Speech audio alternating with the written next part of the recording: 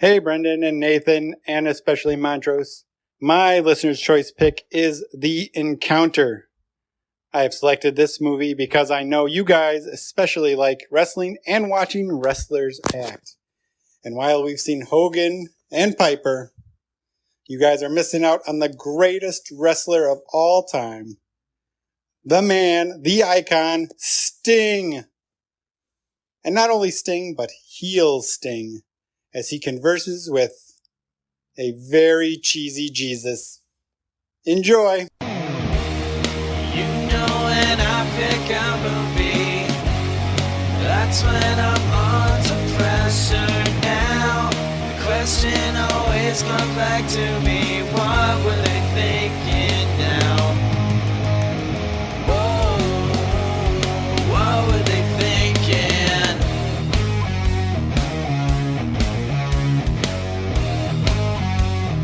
What were they thinking?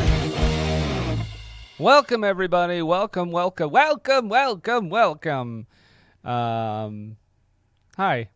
I'm Brendan. This is a podcast. It's called What Were They Thinking? Who are you, sir? I'm Nathan. I'm having... Just waiting for the whole carnival barker thing to be done. Yeah, there. I think I'm having a mental breakdown here in the opening of this episode. We'll find out why. This is a podcast where we talk about bad to questionable movies. And of course, we are in the thick of it. We are in the middle of Listener's Choice Month. Nathan always tells me, he says, you let the internet pick them, you're going to have great results every time. I think that's his exact quote. Right? I believe that's what you say, right? Yeah, but you see, that's the thing. There's a lot of nuance from there. I mean, you're not putting the emphasis on the right syllables. Oh, sorry. If you let the internet pick it, it's going to be great. No, not quite, but I mean, there's a lot of eye rolling that goes along with it too. It's more of a visual thing where it's like, oh yeah, if you let the internet pick it, it's gonna be great. Okay, well, hold on. I know someone who's really good at visual jokes on an audio podcast. Right? Yeah, so we're going to talk about a movie this week, a very special movie. It's our Small-Screen Shameful of the Listener's Choice Month. But before we talk about that, we need to bring in our guest making his return to the podcast. We had him, of course, back in March to talk about some wrasslin. Ladies and gentlemen. Thanks, Jim. You're welcome. Ryan Gilbert. Hello, everyone. Hello. You're here. Back here to talk about wrestlers and movies. Some questionable. Usually from April to February, you're in hibernation, so we do appreciate you coming out for this event in June. No problem. Chipped him out of an ice block. Yep, just like that movie with what's his face in it. Brendan Fraser. Is it Brendan? Oh, I was talking about the Barry Bostwick. Encino not Man. Barry Bostwick. The other one. There's another one. It's called like the Iceman or something. Not the South Park episode. No, and also not the one where Michael Shannon is a serial killer. Yes. So, Ryan, you have come on to talk about, and that means we're talking about a wrestling-related movie. That is, of course, The Encounter from 2010 or 2011, whoever you're asking at the time. Yeah, that's another thing I observed from this film. Starring the legend, the man known as Sting. Yeah. And I'm gonna get hot out of the gate here. The greatest wrestler. Come on. I mean, I think you consider him... He's got some good stuff. He is up there. You could consider him a legend, though, I think. I could also consider all of his most successful ideas being directly lifted from something else. Oh, only after 1997. I think he's got lots of good stuff before 1997.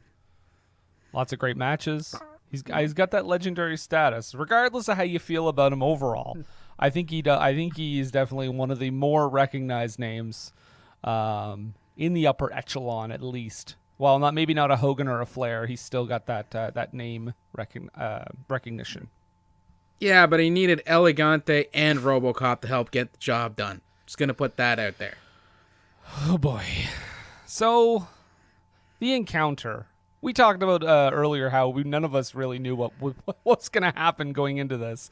But this is a movie that never made it to theaters. I know everyone is... What? I know. I'm sure it probably screened at quite a few Christian film festivals. Was Kirk Cameron involved? Not this time. There was no dubstep Santa, unfortunately, in this movie. Plot.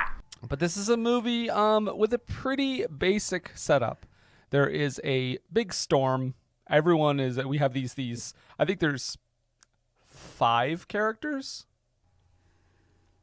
outside of Jesus. Yes. Yeah. Yeah. Outside of Jesus in the diner. Yeah. And the police officer. Right. Well, but I mean, 5 main characters who get caught in the storm. They find this diner called the Last Chance Diner. Huh? Whose sign is, constantly in flux. Yep. Sometimes it just says diner. Yep. But they end up at this Last Chance Diner, where they find out that, who should be working there but a man claiming to be Jesus.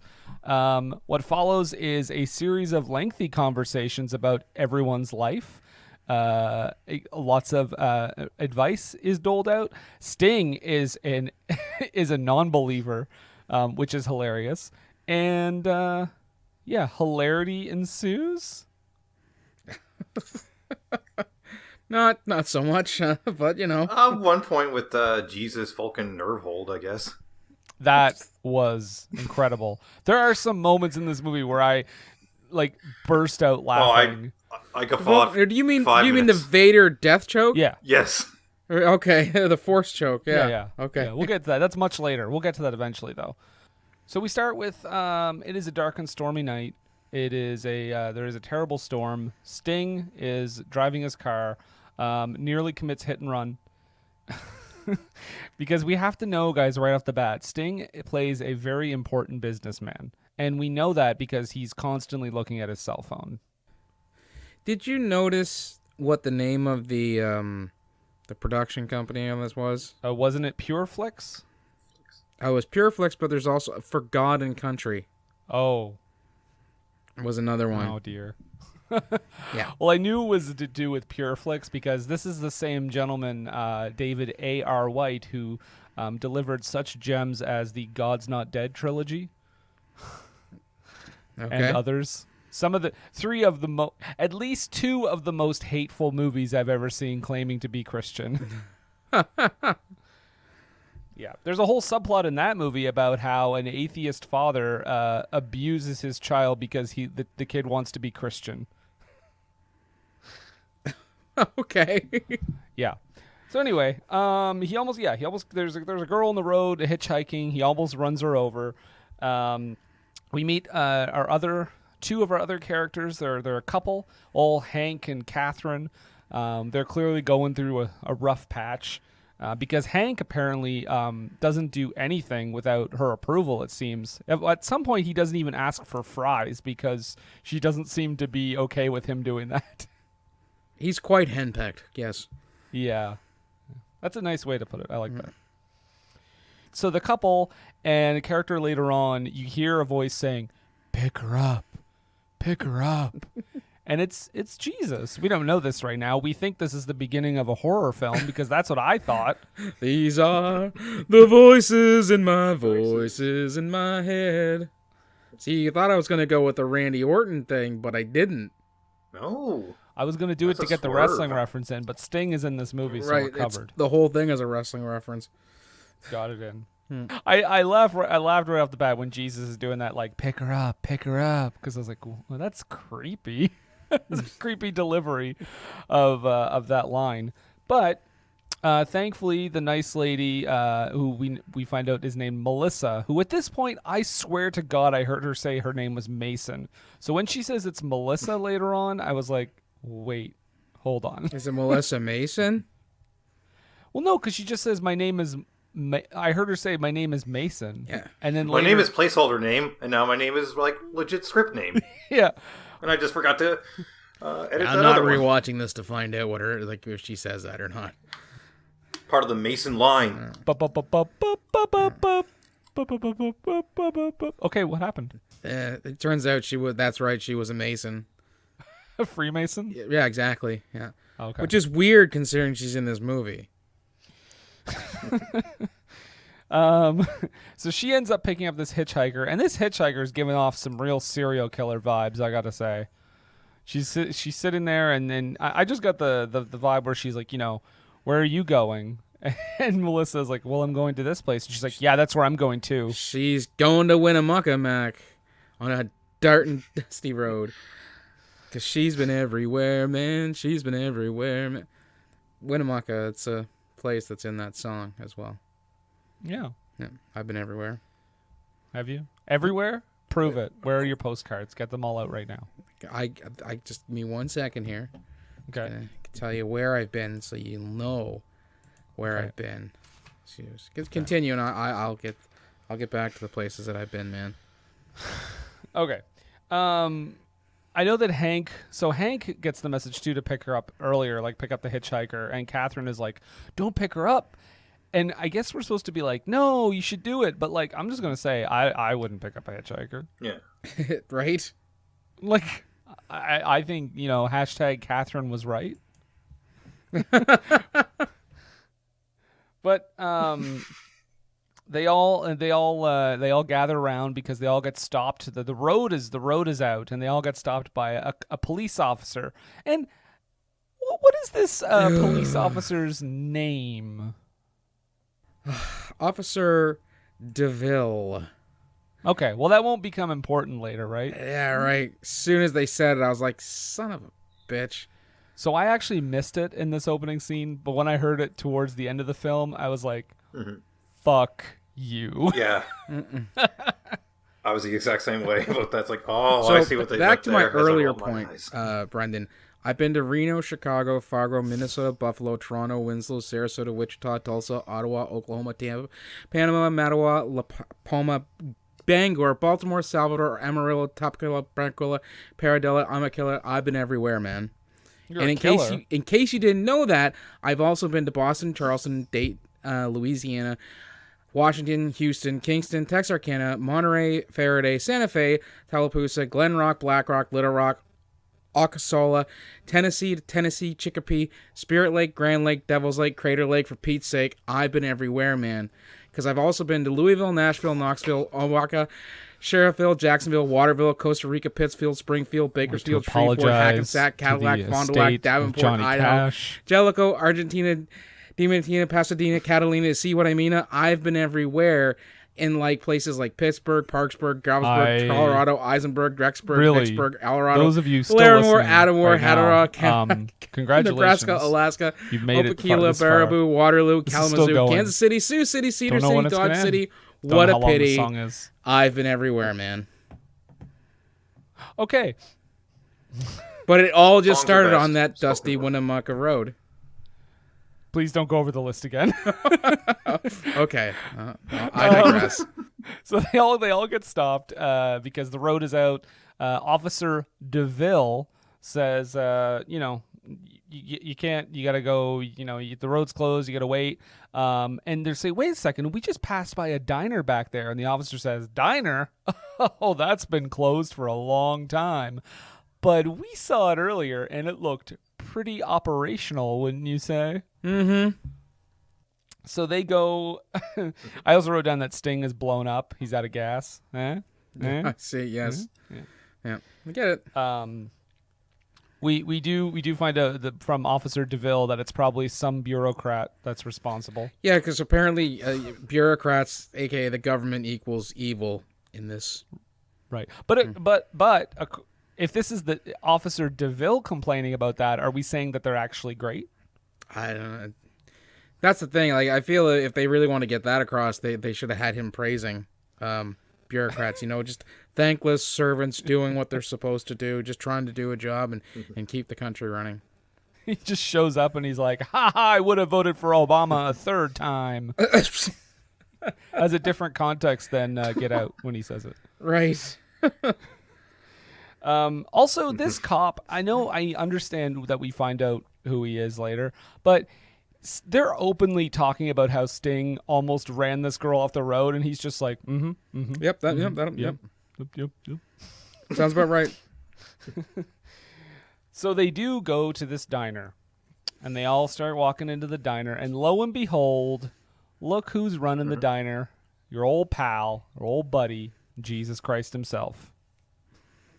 As like a schlubby kind of... I was expecting a lot more, a tanned or olive skinned chap with darker hair, but I guess they're going for middle America Jesus. So Yeah, because news for everyone, he wasn't white. Sorry. So he hilariously, this is like, I will say that I got some big unintentional laughs out of this movie at times, and my first big laugh is that he has a name tag that says Jesus. Mm-hmm. Yes, just right off the bat. Oh. To which Sting at one point says, hey, Jesus. And he says, no, usually people just say Jesus. Don't ask me. It's my dad's idea. Which, okay, so, I mean, I guess the whole Holy Trinity thing does come up a bit in this movie because, you know. But he says he's supposed to be Jesus incarnate. Now, I do understand that there's a Holy Trinity, Father, Son, Holy Ghost, you know, as in one. But in this case, if he's going to say that it was his dad's idea, then he can't later claim that he is God directly. Yeah, right? he does claim that later because they say like, oh, And some just people because even refer to him as such. Yeah, just because you're God, and I'm like, is he gonna correct them? And then he doesn't. He's just like, yeah, that's me, old God. But that's Jesus just it. God. Like it's one of those things where people will say it's I don't know. It's one. They're supposed to be one and the same. I'm not super strong on the whole Holy Trinity thing. I'm not Catholic. We don't focus too much on that in my denomination. But as far as my understanding goes, is they're supposed to be 3 in 1, like perp plus. Also, guys, Jesus, he only serves water. No, he doesn't actually. Because Where's there's the soda sign? there's root beer, cola, and lemonade apparently available at this diner. But he only serves water. You know what? They shouldn't have done that. They should have just said, the machine's broke. All I have is water. Did you ever get the sense that, okay, the whole time during this movie I'm thinking, up until about maybe 20, 30 minutes into this movie, this keeps feeling like a horror movie setup. Yes. Well, the way he pronounces things, it's like, I made it just myself. Yeah. I was honestly expecting the big twist of this movie to be like he had slowly collected information on all these people individually and coordinated this big thing where they'd all end up at his cafe. Considering how he just talks like that really husky, creepy way, I'm going to lean towards that as the new canon for this, because, like, man, just unsettling. His delivery was insane and infuriating at the same time.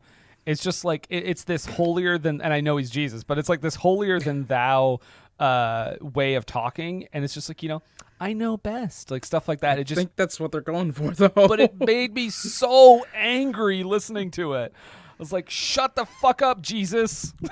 Wow. Hot takes.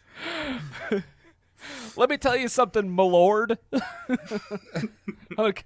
Wouldn't it be great if Sting just cut like a full wrestling promo on him?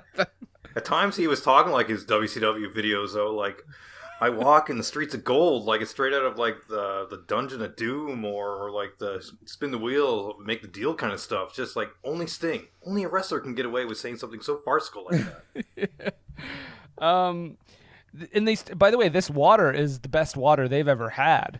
And they said, oh, this is delicious. And he's like, it's my own recipe. 2 molecules of hydrogen and 1 of oxygen. So even Jesus is not above dad jokes. Oh, it's the worst. We find out Sting is also like, well, he's a businessman, like I said, but he owns a chain of like burger restaurants. He's a former football player. He's a former football player called like Crusher. When they said his name was Crusher, I was like, oh shit, is he just a wrestler in this? That's what I thought at first when I heard that. That's what I thought first, too. It was like, oh, football player, eh? Yeah, well, and even when Hank is talking about how like he recognizes him, he's like, "Here you go, good for 2 free burgers." Just gives him. He's just apparently Sting's just got free coupons on him at all times. I guarantee. As any CEO would. Yeah, I guarantee if you ran to Scott Steiner, he'd probably give you a couple of free dinners to his Shoney's. Shoney's.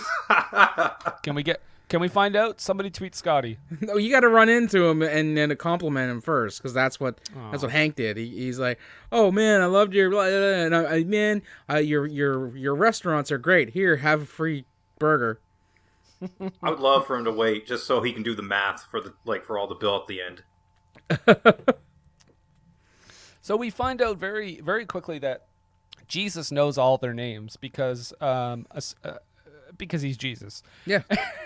But the girl who like the one girl who was like hitchhiking, what the hell is her? Oh, her name is Kayla, and she is not fazed in the least that Jesus just knows all. This guy that's claiming to be Jesus knows all their names. She's just kind of like, if you've seen the shit I've seen, then you wouldn't be fazed by all this. Tears in the rain. And she also hassles him for his ID, which he gives her like a California state driver's license. He has an actual driver's license, which, by the way, looks nothing like him. No, it's from this actor who played in all these other Jesus movies when he was like back in 1993. It'd be funny if it was just like Willem Dafoe from Last Temptation of Christ. Guaranteed. The hardcore Christians that made this movie would not be referencing that one. No. So, yeah, the dude playing Jesus, again, he's got this creepy, weird delivery, and it just sounds like he's setting them all up to be murdered the whole time. He tells each of them what they would like for a meal. He just knows. Like, you would like something on a bed of mashed potatoes and gravy and chickpeas or whatever he says, right, to each one of them. Jeez, that's a weird meal, Brendan, you just put together. Well, I don't know. He says like steak and potatoes. No, it was I believe it was tenderloin Cutlets. tips. Tenderloin tips on mashed potatoes smothered in gravy, and I don't think it was chickpeas. Oh, whatever. Point is, he knows what they all want to eat. Right. He also has a collection of old newspapers because Sting sees these newspapers and he's like, why do you have these things from like 20 years ago? And he starts going on and on about the previous owner. And I don't understand why that you do something like that it should come into play later. Doesn't. No, it doesn't. Not at all. No. And also, like, I feel like in 2011, I know these are old newspapers, but I feel like in 2011, newspapers were fading by then, right? 2010, they were definitely dying. But I mean, it doesn't mean they're not in existence. I mean, they're still in existence today. No, they were all burned in a pile. So it was like when women burned their bras. We all just gathered around, burned our newspapers. The great newspaper fire of 2011 or 2010, whichever you want to ask. 2010. They did like Derek Savage with Cool Cat. They just went and filmed there, even though they didn't have the right to do it. And they were like, now it's in the movie. We find out that Melissa was the reason why she was on her way to Winnemucca was to see she's her. Been everywhere. Right. She's been Toronto. No. She's going to see her boyfriend who she's hoping will propose to her. And then Jesus is like, yeah, he is. And she's like, squee. And he's like, but, don't marry him. Yeah. Because he sucks. He really sucks. He's like, you're traveling this long to go there so he can propose to you. Listen, he's like, he's not ready to love me. And he needs to love me. And if you tell him how much you love me, he'll resent me. So, yep. and listen, he says, what is he? He's like, I know you love Paul, but I love him more. Yeah. He says it a few times. Like, I know you love each other, but also, territoriality. Hello, Jesus was here. mine first. Yep. Love you more. Love you more. He also has a line at one point where he says, someone says, thanks for the water or something, and he says, I am here to serve. Yes. They also run out of bread, and Melissa notices they're out of bread and says, hey, can we have some more bread? And he's like, there's plenty of bread there. And then the basket is magically refilled, and at that point I was like, fucking come on, movie. Again, it'd be great if he was just a weird magician. Right? It's at this point where he is taking everyone's orders. He says, don't order off the menu. Just tell me. I'm just going to get you your special meal. Which, again, Ryan, you were talking about the dicey situation here. I think I was like, he's going to poison them. But Hank and Catherine are the only ones I think that order off the menu, because he's like, you can order off the menu if you want, but I mean, come on, I know what you want. And that's when Hank is like, not sure if he wants fries, and he looks at Catherine to make sure that he wants fries. And then she's like, I don't care. Get them if you want. What's wrong with you? Lots of things. Jesus talks about again. Okay, guys, I'm just going to cut in right here for a second. Interrupt myself. This is the plot. This is just conversations. So I'm going to be saying Jesus is telling them about this, and they're telling Jesus about that, because this movie all takes place in this diner for the most part. It feels like it could be a play. Yeah, exactly. Like it could have been written by some Christian playwright to do as like a touring thing. It wouldn't require a whole lot of setting or anything like that. Even the portion with at the start where they're turned back from the flooded road and have to go back to the diner could be absolutely cut, because the officer shows up later, which we'll get to, and all the stuff that happens like afterwards outside of the diner you don't need to see. So Exactly. So Hank and Catherine again are having their marital woes. Sting is like, well, I'm leaving. I think I'm just going to take your wife with me. that was pretty fucking ballsy. Yeah. I ain't gonna lie. The best part of that whole bit, though, is that Hank gets up and literally says the line, "Thanks, Jesus, my wife left me." Oh, man, I laughed out so much at that. Right? Just the way he says it, like, "Thanks, Jesus, my wife just left me." Wah, wah. Thanks a lot, Jesus. My wife just left me. And he says, "Don't worry, my son, she will return."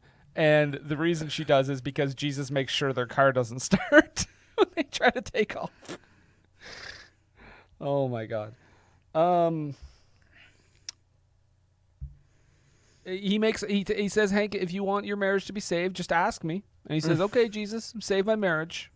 Later on, I guess he ends up saving his own marriage when they swap food items. So That's exactly what I was saying. It's like, how did they reconcile? that's it. That's all they show us. Yeah. He's like, "You want to try my salad? You want to try my burger?" And they switch. That's it. That's all it takes.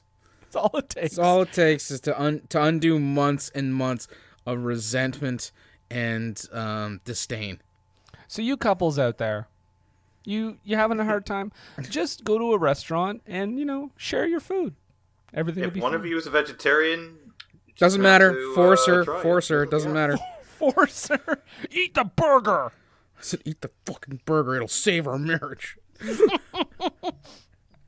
When someone says that, that's when you fucking walk out that door. That's like, no, this is the end of our marriage, dear. Yeah.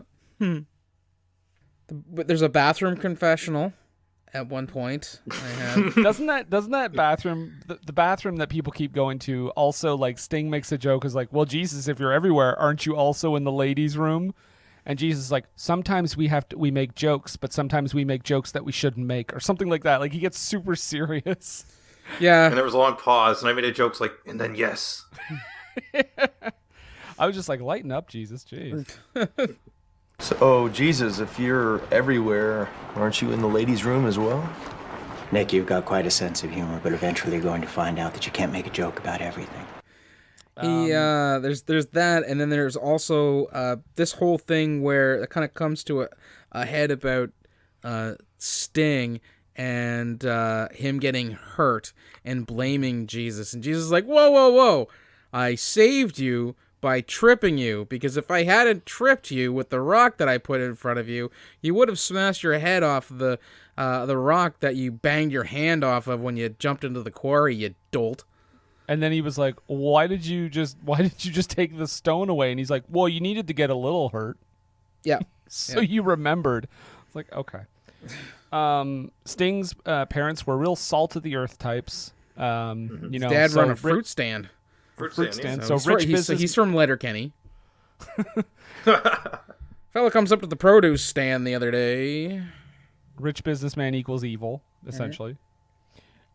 He calls Sting's grandmother a prayer warrior. That was like, intriguing. I wanted to see that in action. Yeah. Are you kidding me? Praying intensifies the subtitle. But she comes out with like the ultimate warrior face paint because she's a prayer warrior, and she just prayers like shaking the clouds incoherently, looking up at the sky, shaking her hand, saying, "You Hulk Hogan, take the wheels, Hulk Hogan. Take this cloud into a nosedive, Hulk Hogan. Hogan." Take this job and shove it. But that's not what happens. No. We talk about prayer warrior grandma.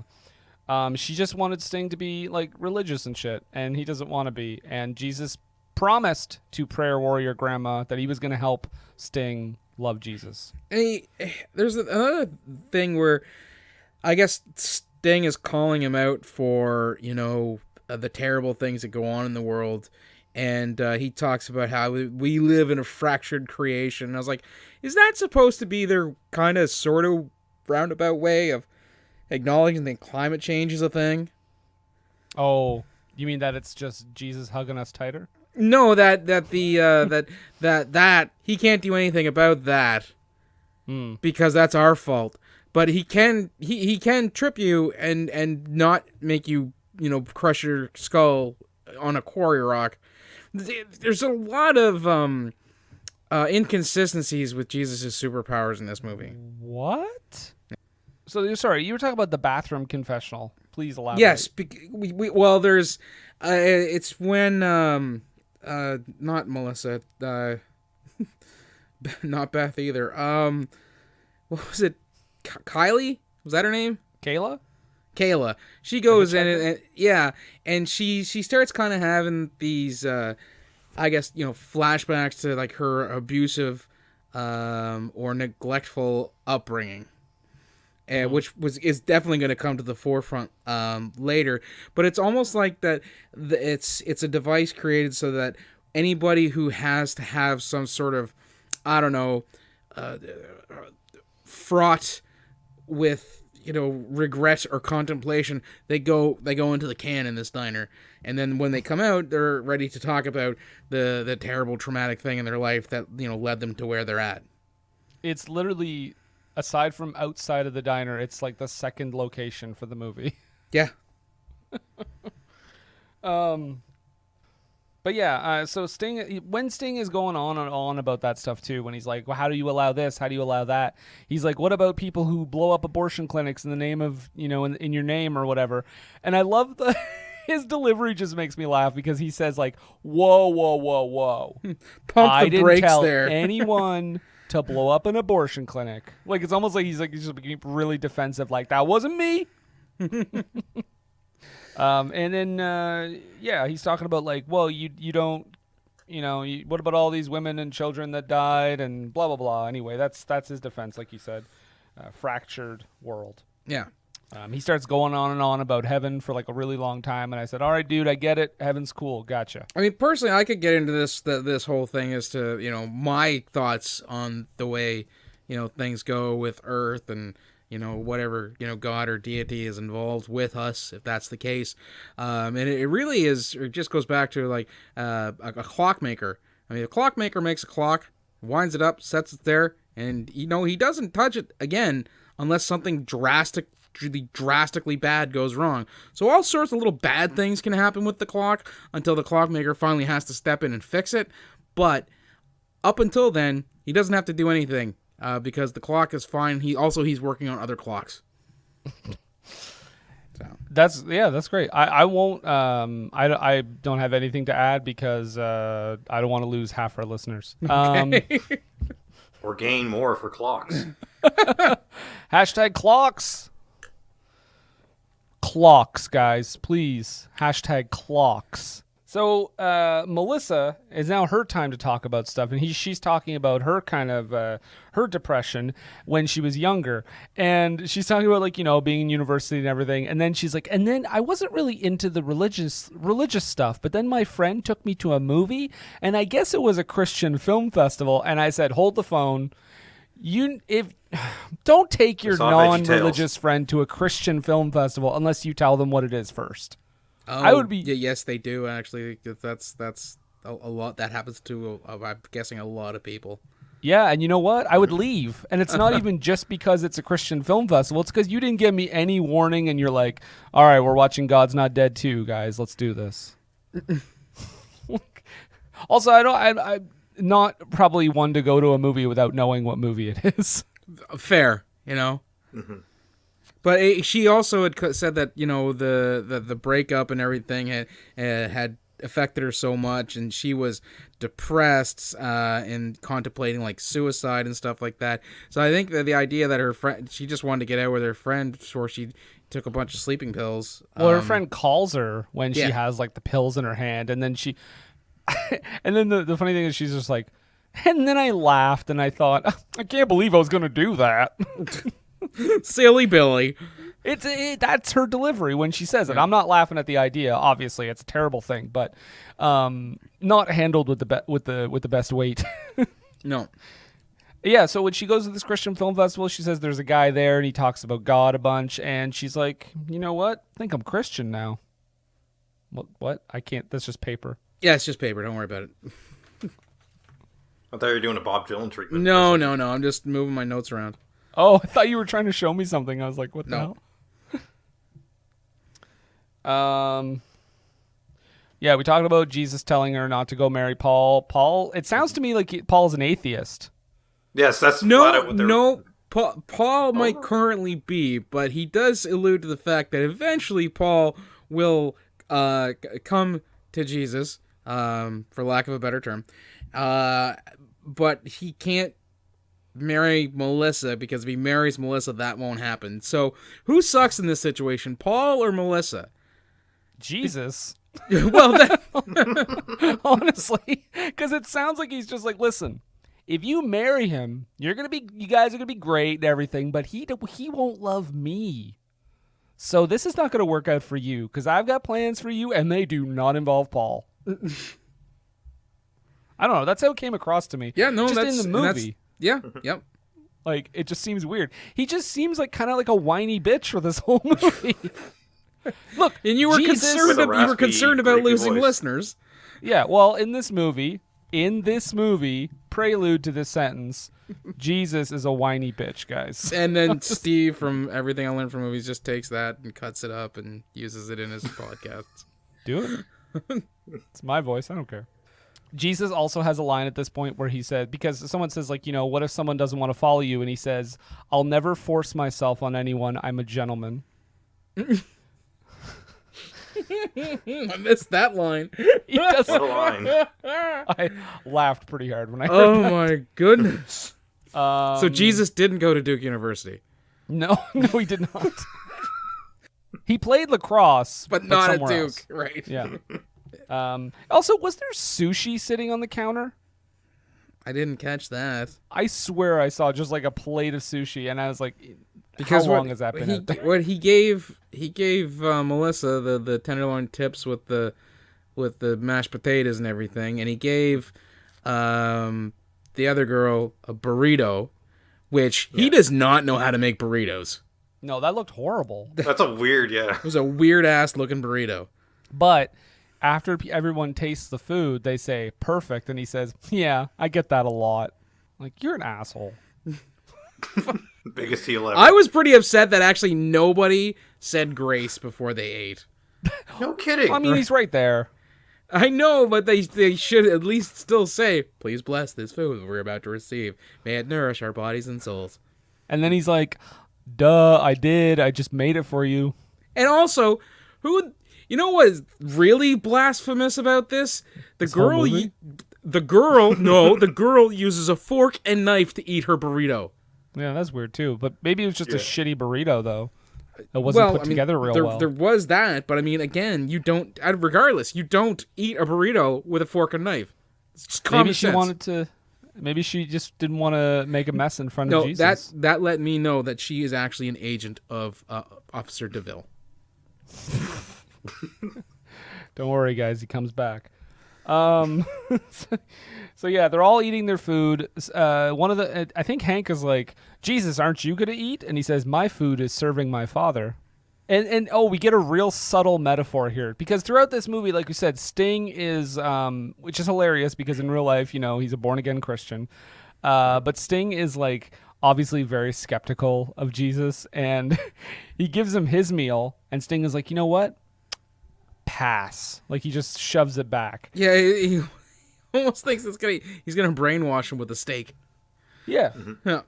And he's like, "Yeah, I don't want this." And it's a very subtle metaphor, because someone says like, It's okay. Jesus says it's okay. This rejected meal will be food for others. Right. Think about that, guys. It's a thinker. Nope. Think about it, won't you? We we then get the backstory on Kayla and her her mother was a junkie, as she says. Yep.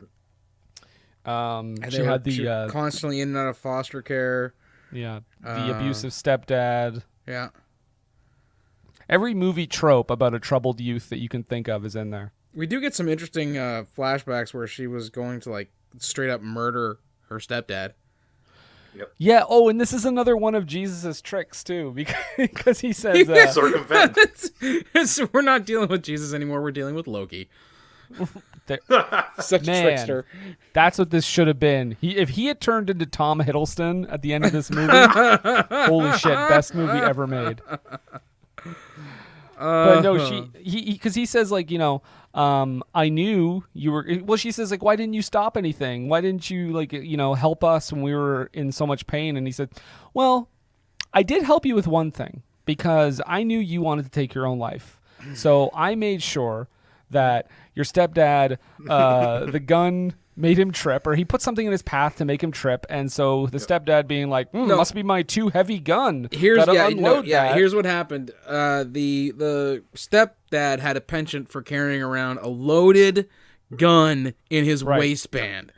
As he drunkenly stumbles to his house. Yes, drunkenly stumbled around and tripped, and realized, maybe I shouldn't be carrying a loaded gun in my waistband in my private home. And was like, you know what? Maybe I'll just take the clip out. Right, and leave it right next to the gun. Yeah. And Jesus knew that she was dumb enough not to put the clip in.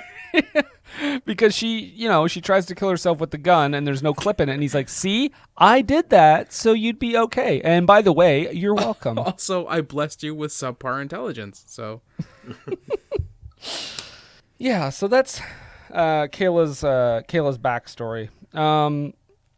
At this point, I think we get to Sting, right? We finally get to the kind of inner workings of Sting, and he basically before they do that, don't we get to see a stigmata scar on Jesus? Oh, and I'll say this for the movie, good on them for putting it in the right place, because anybody, and I'm gonna be like a kind of a weird morbid history buff for just a minute. Anybody who was crucified, it was not done through the hand. It was done through the wrist bone, because your hand would break and you would fall off the cross they were crucifying you on. Yeah, take that, Mel Gibson. Although the hand does give a much neater visual. So, 1 point for movie then. Right? 1 point. One. Just the one. He does that too, because he's showing it to Kayla, I think, and he's like, see, I did that for your sin. And I'm like, okay, buddy, we know. For her stepfathers as well, because he wants her to forgive her stepfather as well. Yeah, he's like, you got to forgive everyone, you got to be good, etc., etc. Then we get to Sting stuff. Sting, he accuses Sting of like not liking him, and he says, "No, I don't not like you. I'm just indifferent." And then he basically cuts a heel promo. It says that he wants trickle down salvation. Was that when he was blaming Jesus about the Canaanites and all that? And yeah, he does his slow clap and everything. I actually have a note here because Jesus is trying to like, sway him from his line of thinking. And I can't remember exactly what he says to him, but it did make me note, oh, you're so smart. Jesus. Exactly. That's who it is. Mm-hmm. But yeah, like Sting, like literally heel promo, because he starts saying like, all these losers in here that believe in you. Yeah. Just like, I don't know if he was a heel in TNA in 2009 or 2010 or whatever, but off and on. He had that weird Rando and he Joker. Joker. Yeah. Was the Joker thing a heel character? I think it was more of a tweener character. Okay. Yeah. I just saw that he was the Joker, and I was like, just gonna go back to watching something else now? Oh, wacky TNA. Well, it was, as far as TNA the run goes, it was successful for him, anyways. In my opinion, it's a really good stuff, like early TNA stuff. But then like that was during like the Monday Night Wars 2, the great one that only lasted 8 weeks. It's a great idea, right? I just like the idea of Sting being completely unhinged and being a sociopath, wanting to see the world burn. Sting is being told, love your dad's fruit stand, love your parents. Why do you hate your youth? Embrace it. Oh, you guys both drank at the same time. It was weird. That's what this movie does to you. Even just talking about it. Yep. Sting literally grabs him by the collar at one point. I was like, yes, beat up Jesus, do it. And Jesus is like, relax, have some pie.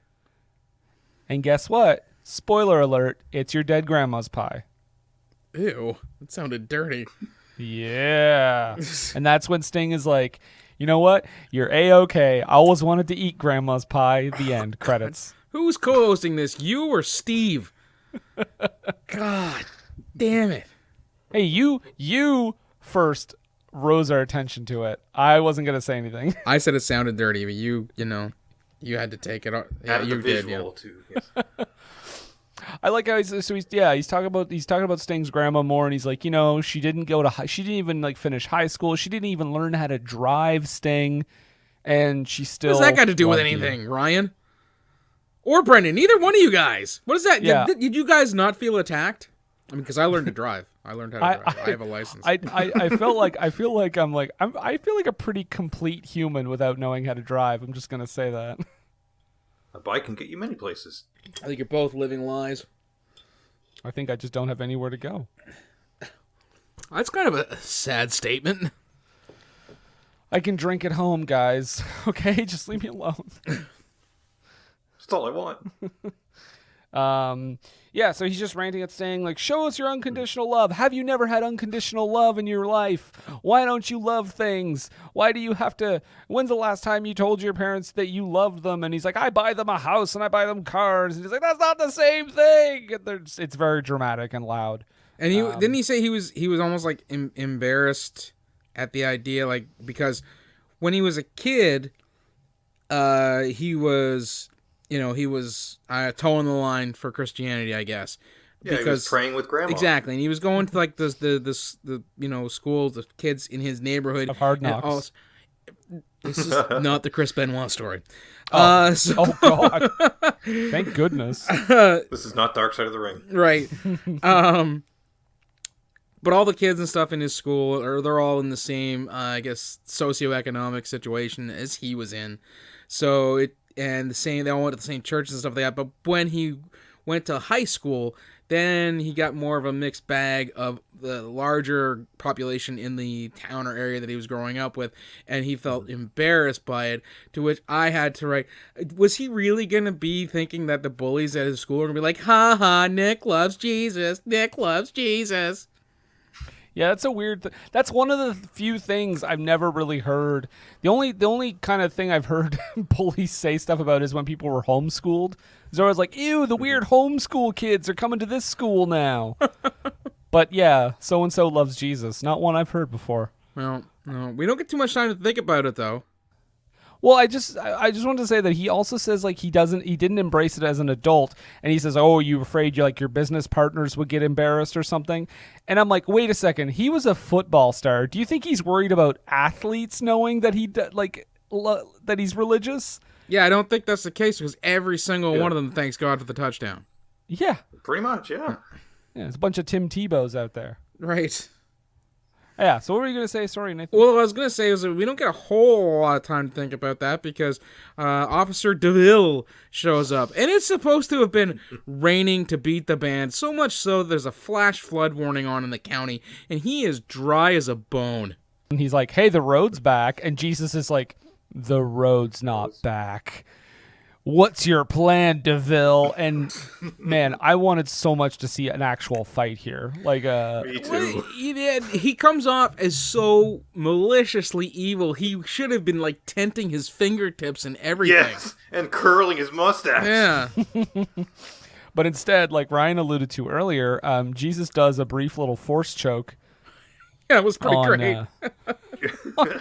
On Officer DeVille, and I was like, wait, what? You have now that's your other power? What's going on? Where's this in the Bible?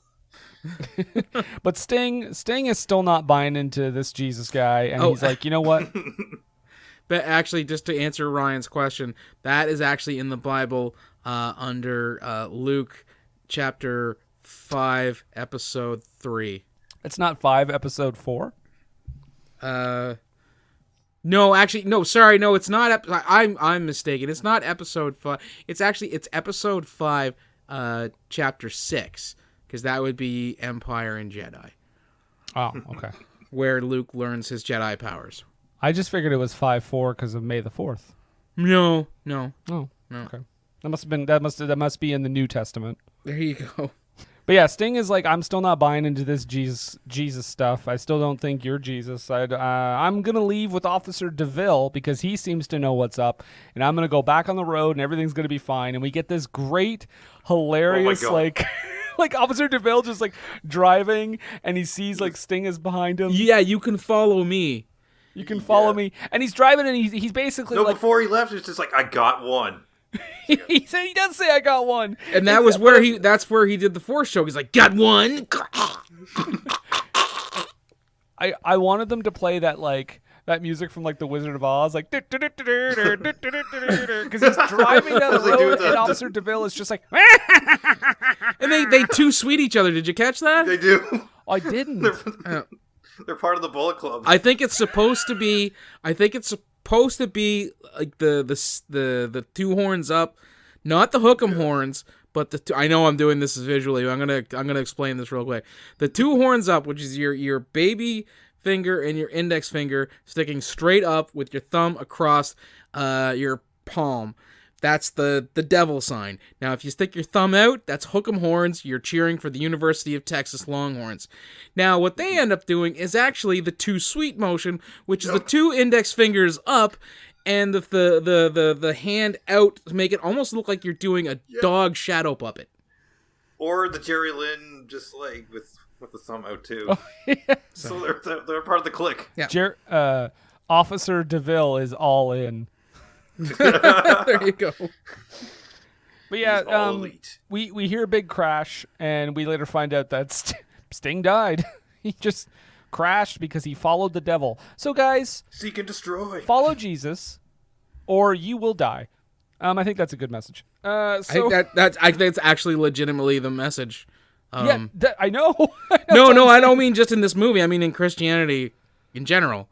Because the whole idea is you're supposed to follow Jesus to have everlasting life, and if you don't believe in him, you will perish. Yeah, it's kind of fucked up. So we get back to the diner, and Jesus is kind of giving his parting words to everyone. There's an awkward moment where Kayla is like, "Hey, so can I like talk to you?" And he's like, "Yeah, I'll totes be listening. Just talk to me, and I'll be there, like 100%." And she's like, "Am I ever gonna see you again?" And he's like, "Oh, probably, but not in this form." Yeah, I'll be busy.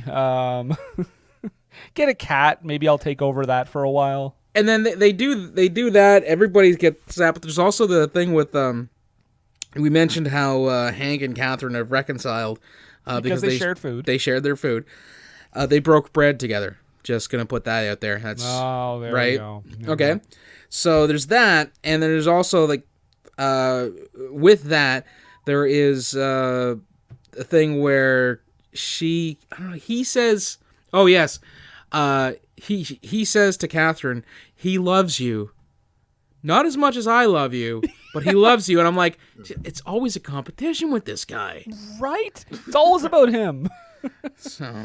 Yeah, well, he actually says he says if you don't believe in me, why don't you believe your handsome husband over there? And I'm like, whoa, Jesus, she's right there. Like, no need to hit on her man. Right. You just help them get back together. Now you're gonna break them up again. Is this some kind of a sick game to you? If you don't believe me, believe your handsome husband there. He's a good man, and he loves you very much. Of course, not as much as I do. I'm really surprised that they stopped short of saying that she should be kind of subservient to him. it got close, man. Yeah. It got real close because anytime he said, she's not into the marriage, Jesus was basically like, no, she is. She needs you. She needs to stay with you. I'm going to save everything. Yeah. Like she doesn't really get to have like her own opinion. Or, whether or not she should stay with this guy or not. I mean, Yeah. I mean, he's kind of a loser. I'm just going to say it. it's a bit of a wimp when you Bit get of a yeah, a little bit. So they all start to leave. They all go down the road. They actually meet up with a different cop, and he's like, "Whoa, can't go past here. There was a bad accident," and he is giving them too much information about the accident. Yeah, because they're like, was it a Mercedes? What was it? And they're like, yeah, it is. The BMW was like, yeah, it was. It sucked. Well, what happened to the police officer that was with them? What do you mean? Officer DeVille. Officer DeVille. And they're like, there's no Officer DeVille on our force. He's like, yeah, it is.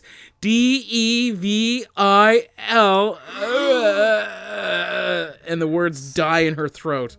So guys, if anyone hasn't figured it out by now, Officer DeVille is the devil.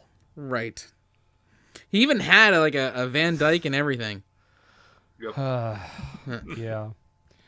That's when I wrote, and this is the first time I heard it because I missed it at the beginning, and that's when I wrote down in all capital letters in my notes, "Fuck yourself, movie." I didn't know that, and I wrote down Sheriff Satan. So I was like, oh, DeVille. Yeah. They're all they're all pretty unfazed by the way that this guy has just died. Well, he was a non-believer. Like, so. oh, well, Nick. Right, he's an atheist. He's dead. Yippee! The magic diner is gone, though. But they are reassured they are in good hands, which means they're all insured by Allstate. Hank is like, and then Hank and Catherine go back where the diner used to be, and he says, I knew, and she's like, you knew all along. You knew he was real. He says, I knew from the moment that I asked him to save my marriage, and he brainwashed you. Yeah, and they have a we exchange food. Do they have a loving embrace, thus reassuring us that their relationship as husband and wife is now back on solid footing? No, they have a good, solid hug. An awkward looking hug. Yeah. Like, it looked like those two actors were like, okay, fine. And then, guys... Next week on Jesus Undercover. Welcome to Chick-fil-A. That wouldn't be undercover. That's just his job. Yeah. We get the creme de la creme, the coup de grace, the ending of this movie. A fucking He steps cameo. on somebody's chest? What? He stomps on somebody's chest? Yeah, Jesus comes off the top rope and crushes Sting's chest in the afterlife. You should have listened. Boom. You were supposed to be my friend. Oh, wait, wrong wrestler. I just think it's so wild that they killed him off. Like in that moment. But anyway, the ending of the movie features a cameo from our wonderful director, Mr. David A.R. White, sitting at a different restaurant, and a server comes up and says, what's the line he says? Oh, would you like the menu or a special meal? Special order, yeah. And it's fucking Jesus working at an upscale restaurant. Yeah. Apparently in Thailand, as the credit for that director cameo says. Oh, really? Yeah. Wait, what? The credit for the director says Thailand? Yeah, his credit is just like customer at Thailand restaurant. Or is it Thai restaurant, is it supposed to be? No, Thailand. Oh. That's so weird. We want you to know that Jesus can travel around the world too. Yep. But that is the encounter. And guys, again, it's hard to get into details with this movie because it's just a bunch of talking. So There you have it. But if you like that, there's plenty more, like a sequel and a TV series. Yeah. Oh dear. There is. All with this guy. Yep. But no DeVille. No. Which but that's probably David A.R. I'd love to see that. That'd be my only grace, saving grace. But on that note, we will give our opinions now. So Ryan, I know you've been on the show many times, but I will go over the categories anyway. And I think one of the categories is very apropos to the subject matter. But would you say that this movie is worth a watch, a drunk watch with friends, would you attempt head trauma to forget it or avoid like the plague? And if you choose that last one, you have to specify which plague of Egypt you're talking about. Right. I'm going to say Drunk with Friends with the side of it's a perfect one to riff on with your significant other with. Because that's what you did? Yep. Okay. Nathan, what do you think? You know what? I'm probably gonna attempt head trauma to forget it, just because it's woefully boring. First of all, second, it doesn't necessarily line up with a lot of the things that I was taught as a young lad, and even as an adult, in regards to Jesus, Christianity, and things like that. So there's a lot of stuff that's a bit off for me. So I'm gonna go bash my head against a wall once we're all done recording. So next week I might sound a bit different. I'm also gonna say I would attempt head trauma to forget it. I have a hard time with these movies, and it's not because they're Christian movies.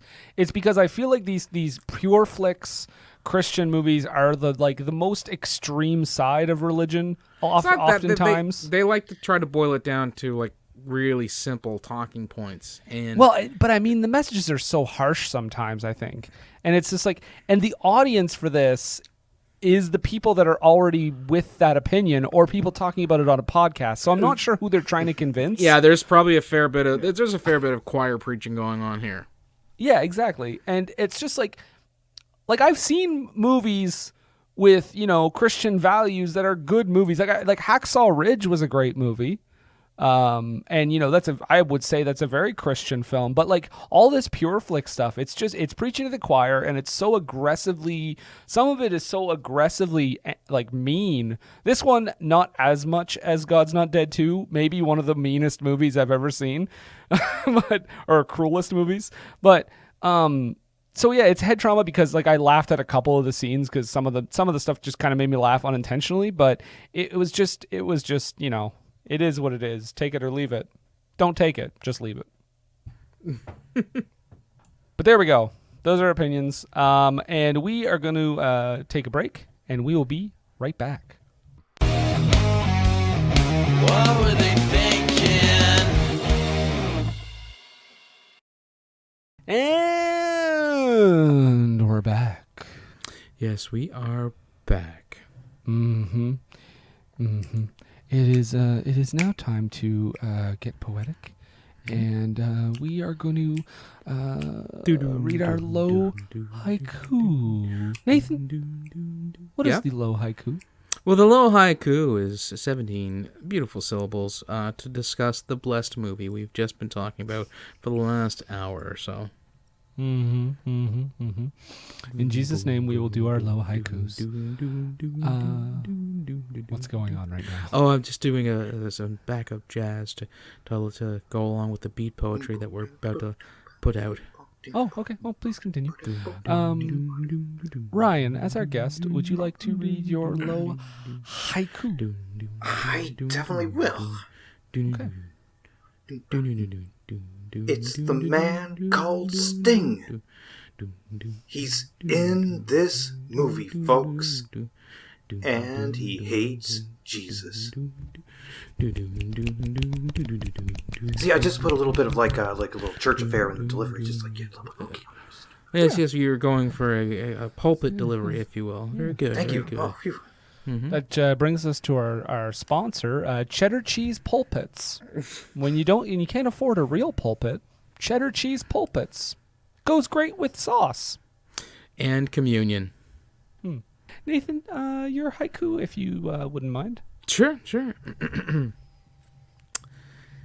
Jesus slinging hash, order up some salvation with a side of smug. Yeah, it's just right on point. He was very smart. Yeah, man. It's like very smart. All right, I will read my low haiku. Officer DeVille. How goddamn stupid is that? Jesus is a creep. Yeah, man.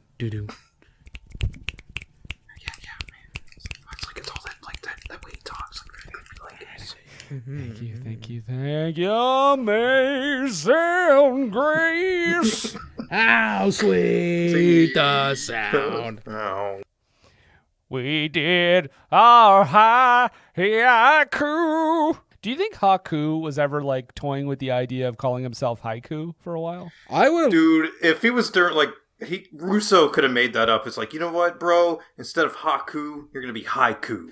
None of this Ming bullshit. And you know what they could have done in that situation is they wouldn't have had to pay Lenny Poffo 6 figures to sit at home and do nothing. He could have brought back that genius character and had been a fellow poet. And you know what? They could have been a tag team, or they could have had a feud where the poet Lenny Poffo versus the poet Haiku.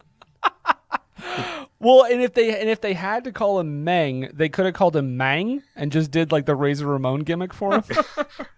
What's going there, Ming Mang? Man, that sounds like it should be offensive, but it's not.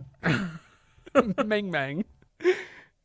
But we talked about this movie. Mm-hmm. We discussed it. We read our poetry. But Nathan, what do we always say? Well, you know, we always say... Don't take a word for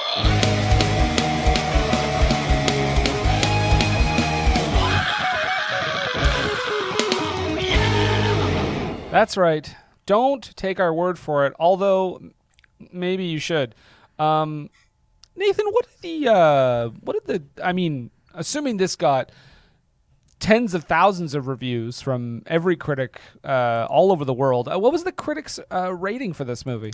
Well, it's interesting that you should ask that, Brendan, because this movie on Rotten Tomatoes is no reviews at this time. Please check back later.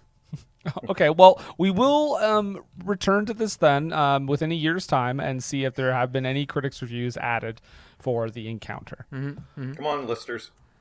Come on, listeners, become professional critics and review this movie so we have something to do. I mean, you guys, you float that idea, but I don't feel that Steve or Brent or any of our other friends of the podcast are above creating a ton of fake Rotten Tomatoes profiles just so they could either review bomb or review pump this movie. Oh, for the audience, yes. But trust me, it is quite a process to get through the other side. Okay. But I mean, the audience rating must be, about where we had it, right? The audience rating has it about 80%. Not surprised and also surprised. Yeah, out of 50 plus ratings. Now, I don't feel not every single rating came with a review. I think it was just like a stars, thumbs up, thumbs down type thing, because when you actually go down to the audience reviews on Rotten Tomatoes, it says there are no featured reviews for because the movie has not released yet. Fantastic, grammar on your part, by the way, Rotten Tomatoes. And then it advises me to see movie in theaters. Yeah, you should go see movie. Wait, also very irresponsible of Rotten Tomatoes right now at this time in the world. Right? Like maybe we're not in a province where all the theaters are open and we're pretty close to being in the green. No big deal. Yeah. So, but if we do go in, if you go into all the audiences, I do get some reviews. Yeah. Most of them are glowing. Well, we'll start off again. No critics, so here we go. First audience review is from Jim S, and he gives this thing 5 out of stars. I really liked this movie. Great message, but not in an overpowering way. Wrong immediately. Preachy as fuck. This thing was so heavy-handed, I was surprised that Jesus was not serving actual ham fists for supper at the diner. That should have been everyone's special meal. It gives room to look at the intent without judgment. Good storyline, fair acting, very fair acting. That is generous to a fault, Jim S. Unwarranted praise. Yeah. Very credible message. This is a good family film for those of faith. Even if you are on the faith fence, it is a movie that will make you think somewhat. I liked it because the storyline asks questions and lets the characters figure it out without being in your face about Jesus. Wrong. There is also a series with the same name that is good as well. Well, I'll never know. Okay, well, Samuel Q, he did not take the same loving, forgiving tone that was it Jim S. did. He writes, if you're a Christian who partakes of nothing but Christian-produced media, you'll probably love this terribly written and acted movie. If you are anyone else, run. Who is this movie for? Why do Christians make movies that exist only to beat the viewer over the head with the gospel when 99% of the people who watch such movies are Christian? The saying, preaching to the choir, was created for these movies. If Christian filmmakers would focus more on storytelling and less on proselytizing, their movies might find a broader audience. But until that happens, Christian movies will almost exclusively be watched by Christians who get tingly imagining all the sinners those movies are saving. Surprise ending. I'm a Christian, but I have taste, and I'm not going to watch garbage just because it oozes Christianity. Half out of stars. Yep.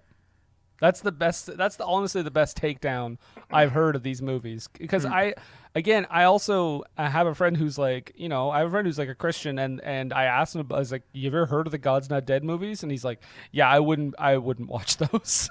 He's like, those are offensive to the very idea. His brother's like, they're not really making our cause any that better No. or anything like that. It just makes us look worse. You're making us all look like jerks. When you try to make a religious franchise and your idea of, I believe Dana Loesch and like one of the guys from Duck Dynasty who said gay people are barn animals are your guests in the movie, that's a statement, okay? Mm-hmm. So anyway, Ryan, go ahead. All right, from Chrissy. My verdict? A resounding meh. The premise is intriguing, but from the beginning, this was clearly Hallmark card territory. We're introduced to some stock characters, the couple that have grown apart, the sad but tough runaway, the materialistic businessman, the woman who settles for less. Spooky music tells us that something is afoot as the rain plummets on their cars, except for the runaway who is hitchhiking. A washed-out bridge leaves them stranded together in a diner run by none other than Jesus. And throughout a lot of this thing, but that's where I lost interest and stopped watching. Based on, like, they were...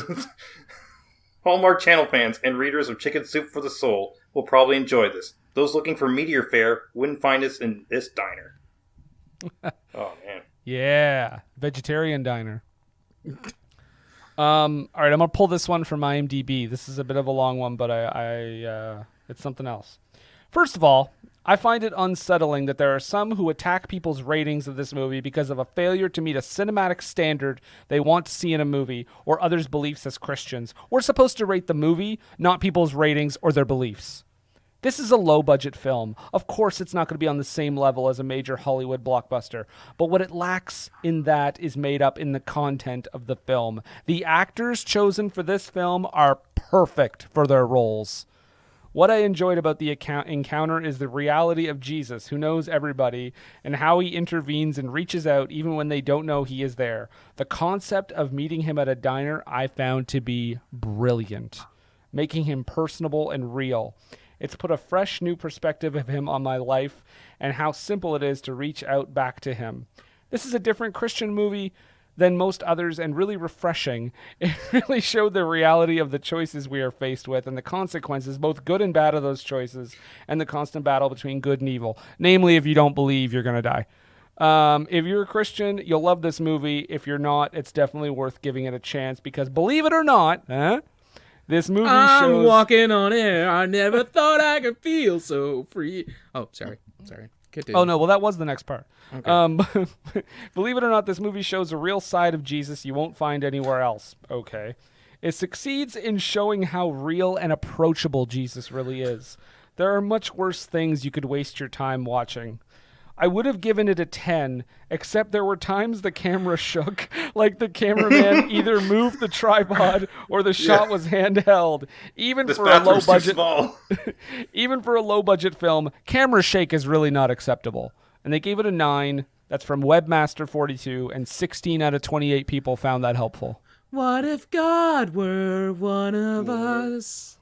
He would Just shake that camera. Okay.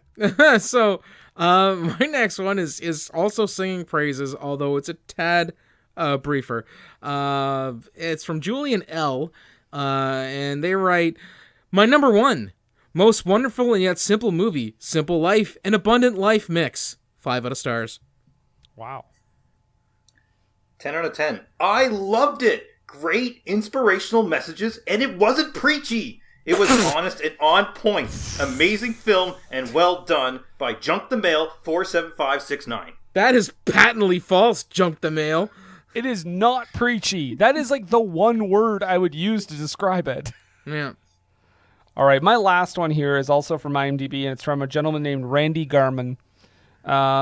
He says, the movie, in my opinion, was scripturally sound and offered the Lord an opportunity to answer some of the real tough questions that many unbelievers and believers have. I believe the word is non-believers, but whatever.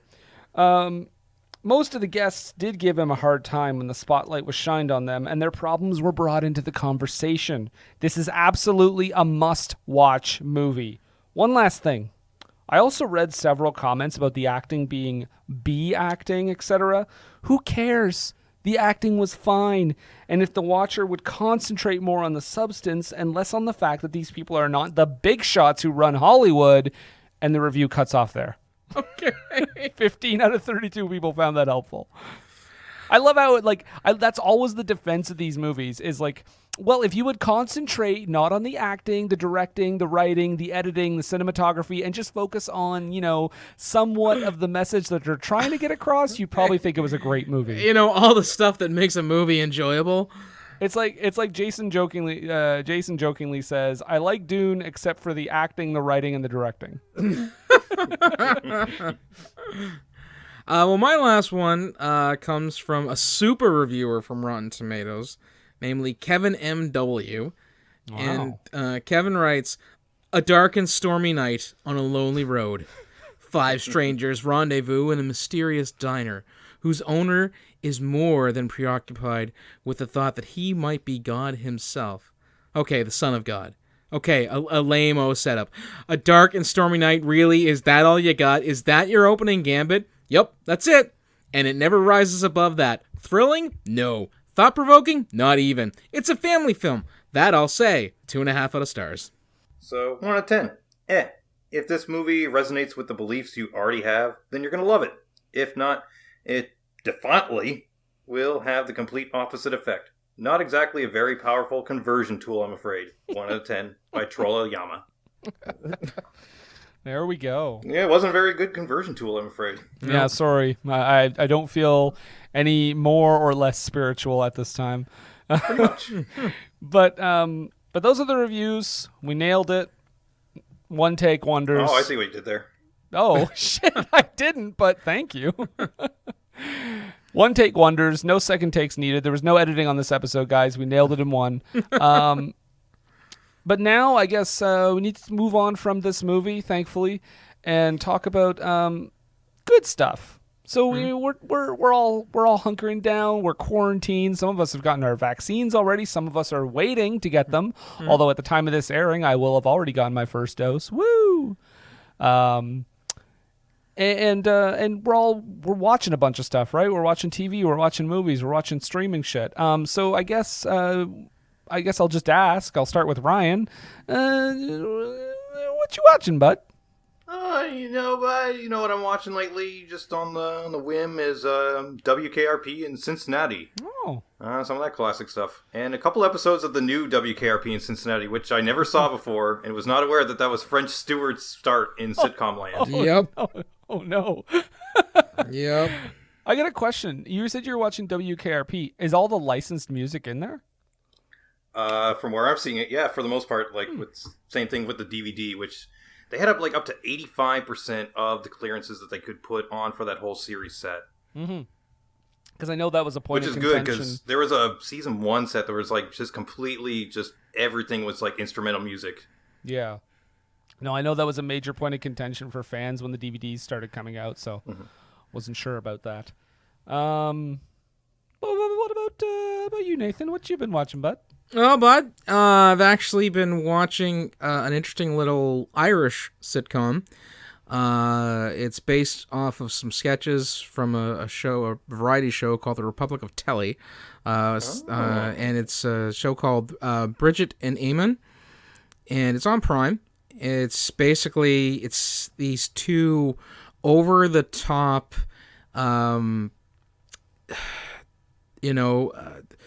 Irish folks in the 80s, Catholic, and they're everything is just done cranked up to 11 for the effect of comedy.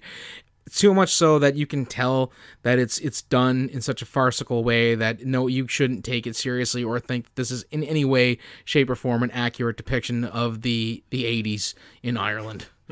But it is quite funny. There's some really ridiculous stuff that happens in there. Think of it like a Kids in the Hall sketch with the sketches that Scott Thompson and Bruce McCullough used to do as the married couple. Yes, Yeah. where Bruce played the dad. And, Yeah. Oh my God, those are great. Right. Yeah. It's kind of like that, but with with an Irish repressed sensibility. Awesome.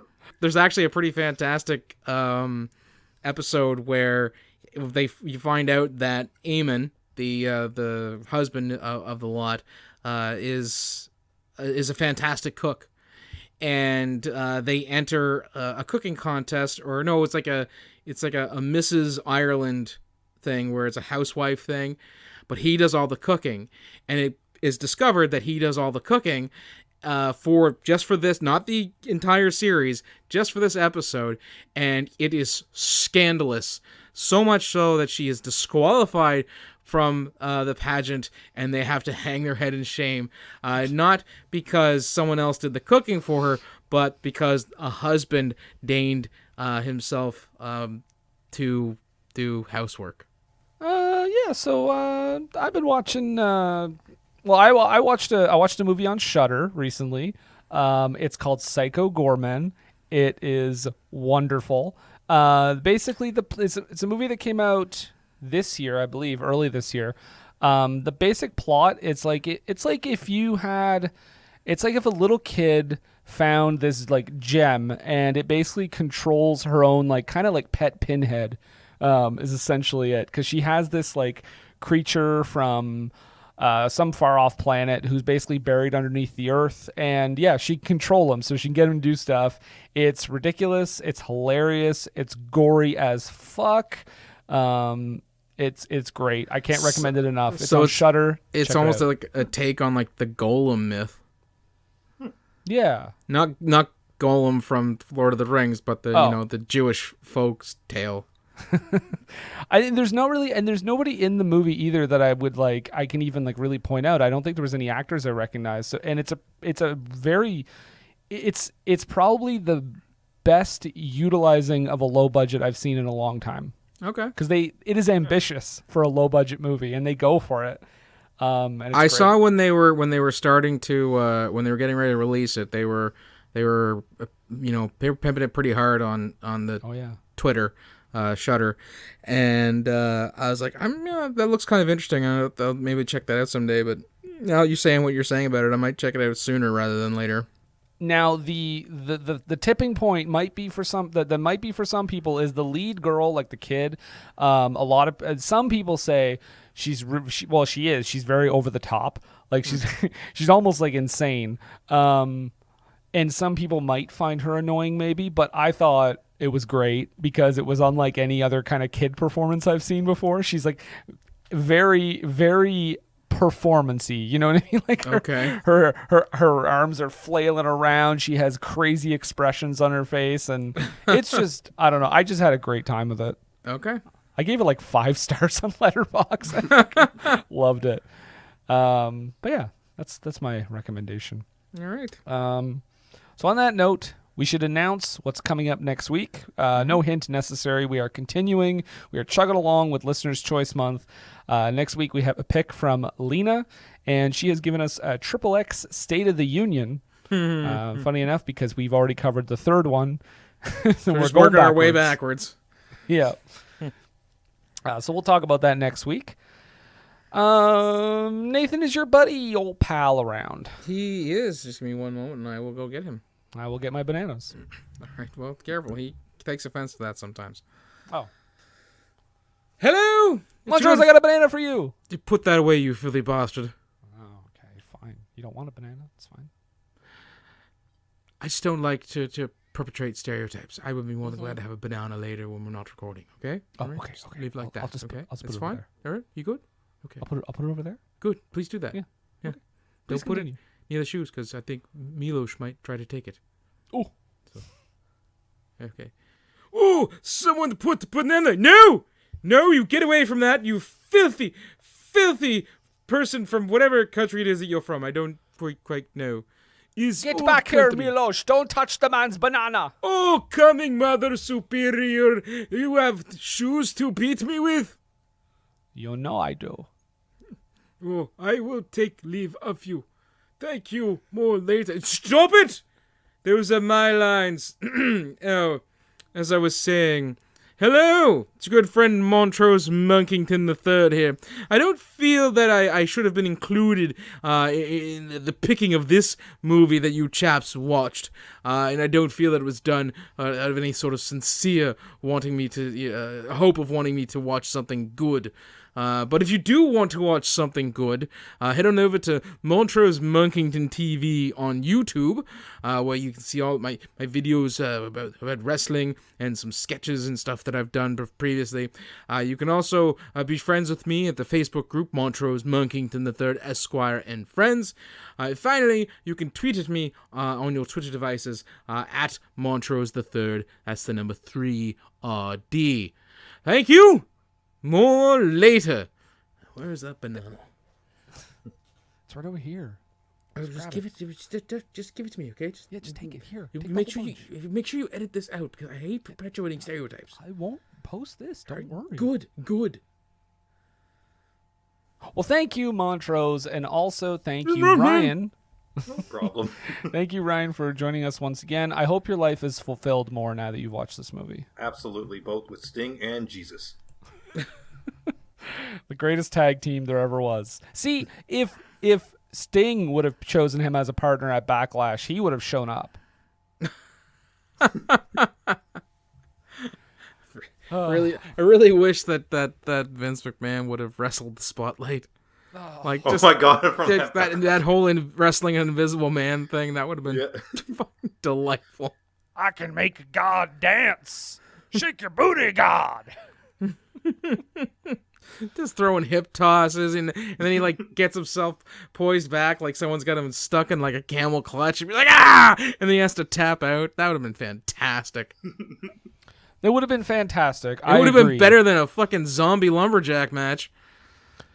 Let's not even start with that. I have so many thoughts. We'll talk about that off air. Okay. But Nathan, I know you have questions. So, before you have questions, we should say that you can find us on the web. You can find us on Twitter and Instagram at WWTT Podcast. You can find us on Facebook. Just search for What Were They Thinking. We are on all the podcast apps, including our home base, Age of Radio. Big time.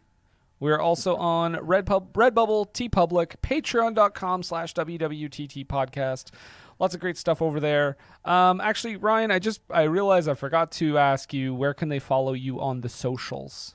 All on the socials. Over on Twitter at SlackerWriter, where for the past few months now I've been doing what I've been calling Slacker Plays. CRT photo memories as I'm playing old video games such as the old Dragon Quest games, Final Fantasies, all the kit and caboodle through the aspects of my CRT. So just like fun adventures and those kind of playthroughs, I guess you can say. How far are you in E.T. the video game? E.T. the video game? I've beaten it 500 times. You're not still stuck in that pit? No, crazy Damn. not. You're the greatest E.T. video game player there ever was then. Yes, but now it is time. Nathan, do you have any questions about the encounter? You know, I do have a few. Ask them, my son. Confess to me. Confess to me your questions. So with a movie where you get arguably a wrestler who's known predominantly as a face, and you cast him in a real shitheel role, and with a movie where everything is just kind of glad-handed and explained away in just some of the most lazy writing.